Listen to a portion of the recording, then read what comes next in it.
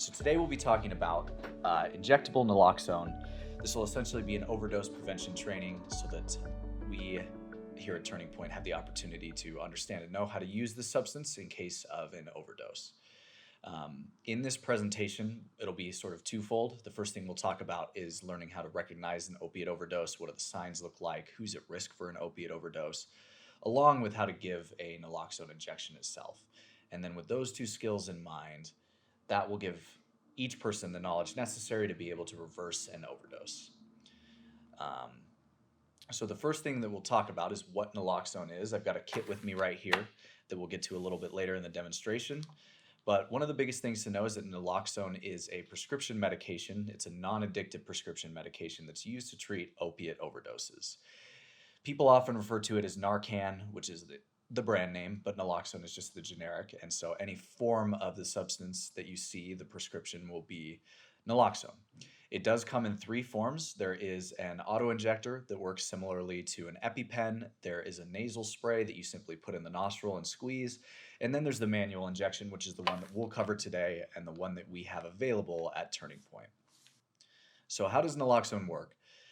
This is kind of important to know just because the good thing about how naloxone works is naloxone essentially comes in, the prescription molecule comes in and attaches to the opiate receptors, removes whatever substance the person is using to get high, and will essentially take them out of the overdose. What's good to know about that is naloxone will work with any opioid of any kind, whether that's naturally occurring, semi-synthetic, or synthetic.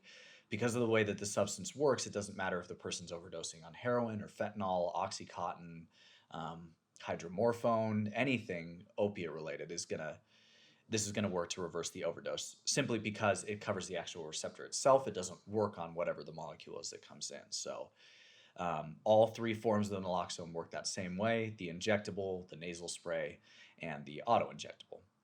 So there are some risk factors that could add into a person being at a higher risk for drug overdose. And these are important to know when working here and being able to give this injection. It's important to know what to look out for.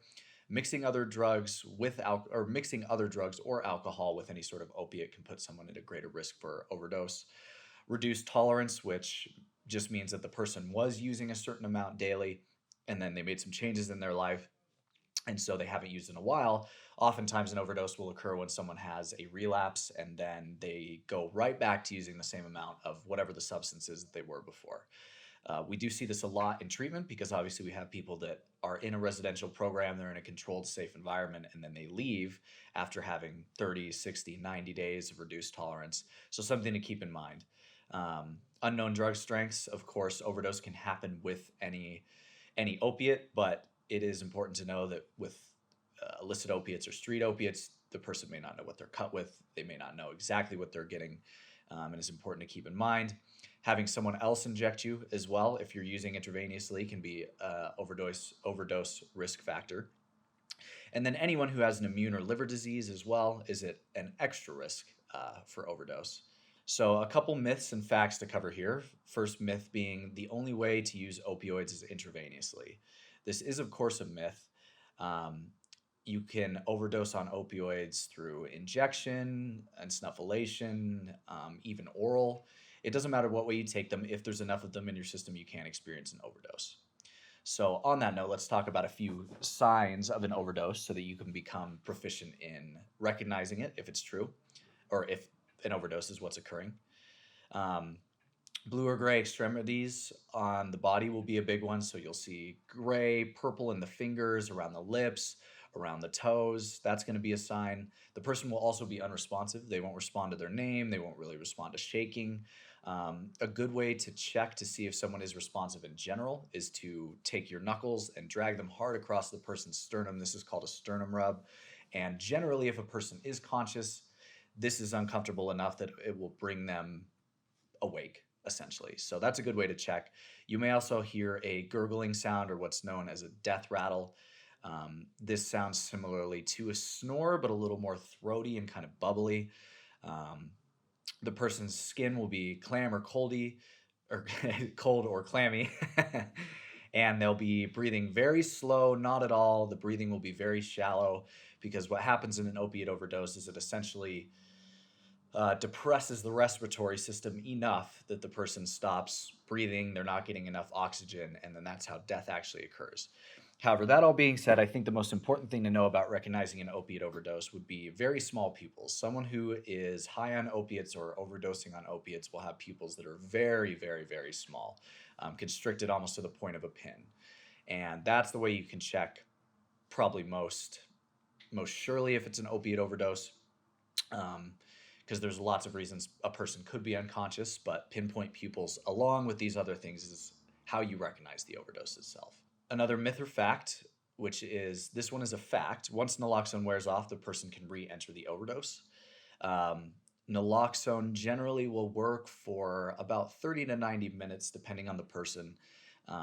So this is why it's always important to call 911 first if you find someone you suspect of having an overdose, because if you do have naloxone and you give it to them and then it wears off, they can re-enter the overdose. Okay, let's talk about actually giving the injection itself. There's going to be a few simple steps here that we'll go through. So first of all, the naloxone kit is in these small brown bags here. In each kit, there are 2 doses of the medication, 2 syringes, 1 for each dose. And then the doses are in the smaller bag, separated into 2 separate vials.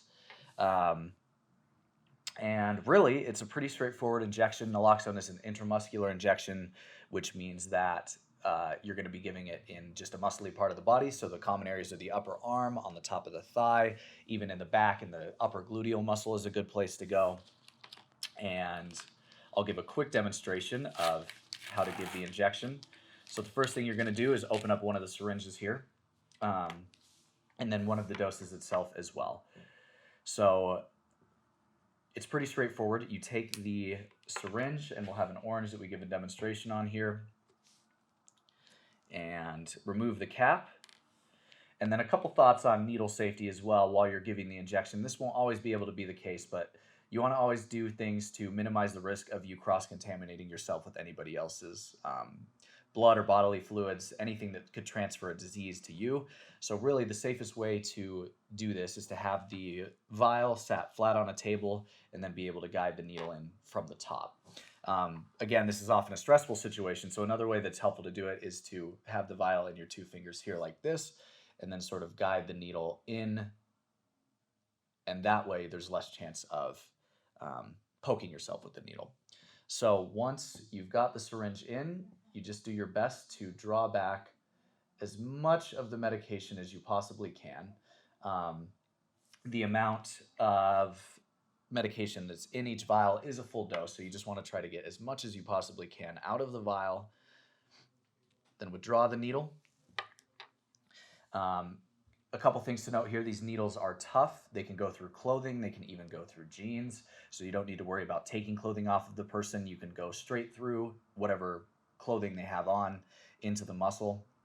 And you also don't need to worry about any air bubbles or anything like that. This is an intramuscular injection, so it's not going to hurt the person if there's some air in the syringe. So really pretty straightforward.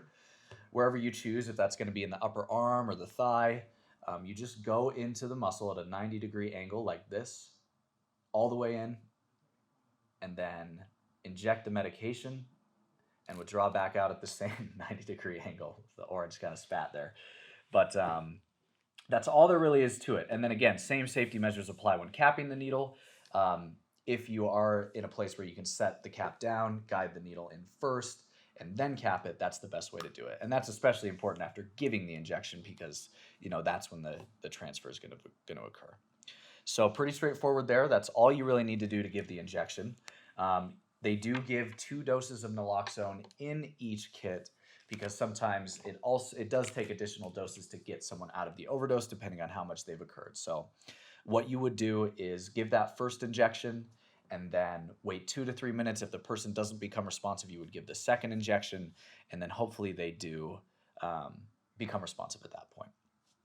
So as far as the response, we've talked about how to recognize the overdose, how to give the naloxone injection to the person who's experiencing it, and really what we have left to talk about now is just what's the order of things that you would do. And so you find someone responsive, you think that they have an opiate overdose. So the first thing you're always going to do is call 911 for a lot of different reasons. Obviously, the most important being that the person can get to a higher level of medical care if necessary sooner. Also, if you find someone overdosing, that's usually a pretty stressful experience. And so, um, if parts of the training, if parts of the things that you remember of what you're supposed to do aren't coming to you, you can always talk to the 911 operator and they can walk you through it as well. Additionally, if you don't have additional doses of naloxone, they can bring more to wherever you are and can continue to give doses until the person does get out of the overdose. So call 911 first, administer naloxone, begin rescue breathing, which is something that the 911 operator can walk you through. Place the person in the recovery position, which is them on their side with one knee over the top to brace themselves, and then their arm below their head, kind of like this, to support themselves. Um, Wait 3 minutes, and if the person doesn't respond, give them another dose of naloxone, and then remain with the person until EMS arrives. So a quick couple notes on rescue breathing. Very simple. All you do is tilt the person's head back, lift their chin, and pinch their nose so you're closing that airway. And then you give 2 quick breaths into their mouth and then 1 slow breath every 5 seconds. And you will want to sit there and keep doing that until EMS arrives. And that kind of wraps up most of the training. Just a couple notes here at the end that are good to know. The main thing being that um, naloxone is a prescription. You don't need a prescription to have naloxone. You don't need to hold it with you. One of the other things I always like to point out as well is that naloxone won't hurt anybody that's not experiencing an opiate overdose. So if you find someone unconscious, you're not 100% sure if it might be an overdose or if it might be some other medical condition occurring that's making them become unconscious, giving them naloxone isn't going to do anything. So if a person isn't um, experiencing an overdose, the naloxone will simply run through their system, do no damage, and then that'll be that. They won't experience any effect from it. One of the other important things to know about naloxone is if you do use it on someone who isn't experiencing an overdose, it's going to put them into a state known as a precipitated withdrawal, where essentially the withdrawals that they would begin to feel slowly over time, naturally, as their opiate dependence is high, will happen all at once. Really, what you need to know is that someone who gets a naloxone injection is going to be extremely uncomfortable afterwards. They're not going to be happy. Oftentimes, even though you did just save someone's life, they will be angry at you because they didn't know what was going on, and now they just come to and know that they're in an immense amount of pain. Um, Another reason why it's important to call 911 sooner than later.